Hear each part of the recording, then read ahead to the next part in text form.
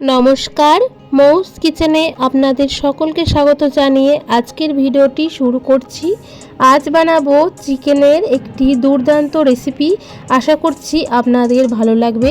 ভিডিওটা স্কিপ না করে প্রথম থেকে দেখতে থাকুন আমি কীভাবে বানাই। প্রথমে আমি একটি পাত্রের মধ্যে জল দিয়ে দিয়েছি। জলটা গরম হয়ে আসলেই 4টে পেঁয়াজ আমি 2 টুকরো করে নিয়েছি। এবার ওই গরম জলের মধ্যে দিয়ে দিয়েছি।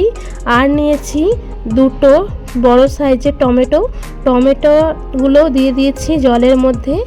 এরপর টমেটো আর পেঁয়াজটাকে ভালোভাবে সিদ্ধ করে নিয়ে ঠান্ডা জল দিয়ে ধুয়ে নিয়েছি।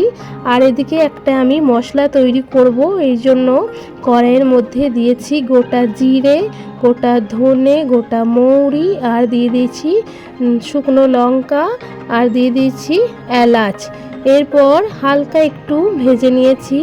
ভাজার পরে একটা পাউডার তৈরি করে নিয়েছি আমি।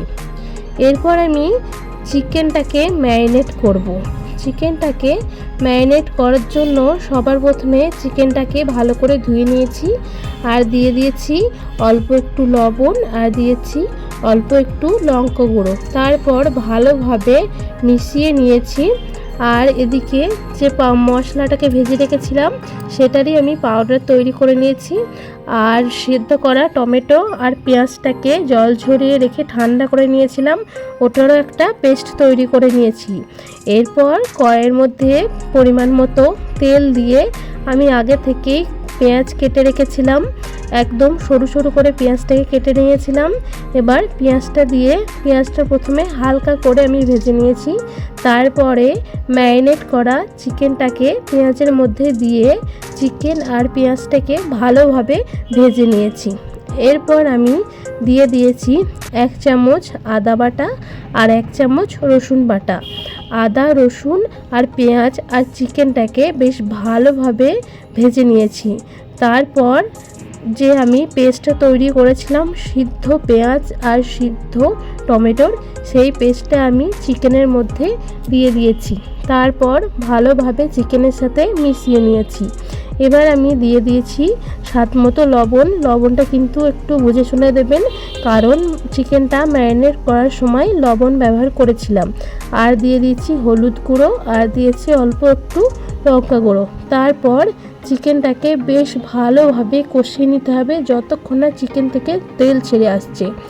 আর এরপর আমি দিয়ে দিয়েছি ফেটিয়ে রাখা টক দই।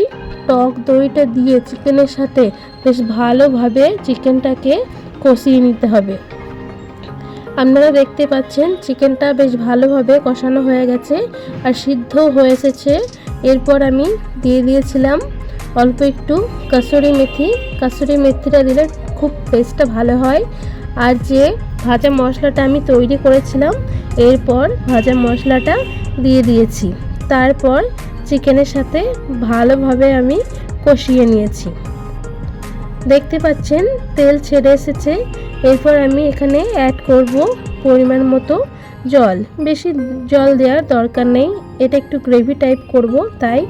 এরপর জল দিয়ে ঢাকা দিয়ে 10 মিনিট মতো লো ফ্লেমে আমি রেখে দিয়েছিলাম। এরপর নামাবার আগে উপর থেকে ধনেপাতা কুচি দিয়েছি, গরম মশলা। তারপর ভালোভাবে নেড়ে নিয়েছি। এখানে আমার চিকেনের রেসিপি রেডি হয়ে গেছে। রেসিপিটা কেমন লাগলো অবশ্যই জানাবেন, আর আপনারা বাড়িতে ট্রাই করবেন। আর আমার চ্যানেলটিকে সাবস্ক্রাইব করে লাইক, কমেন্ট, শেয়ার করে দেবেন।